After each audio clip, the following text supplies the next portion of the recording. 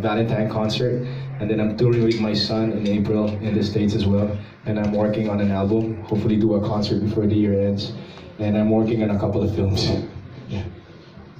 Ako naman, yung Kain at Abel is still being shown every night, Mondays to Fridays in GMA, as well as Amazing Earth every Sunday at 6 p.m.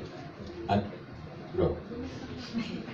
Basta makikita nila lang ako sa TV at bawal pa po ako magsalita. Pero Derek, can't you give us a hint? Kasi may usap-usapan na daw, baka magsasign tayo dito sa kabila or di ba? May narinig na. But soon you'll see me on TV. I'm really excited about that. Sabi ko nga kay Manila earlier, my plan for 2019, I was already focused to go pro in golf. I wanted to give that a go, but plans changed. Another blessing was given to me, and I'm really excited about what's going to happen in 2019. So I can't answer just yet, but soon you'll see me on TV. But it's career related then? You think that you're excited about? Yes, most definitely. Okay.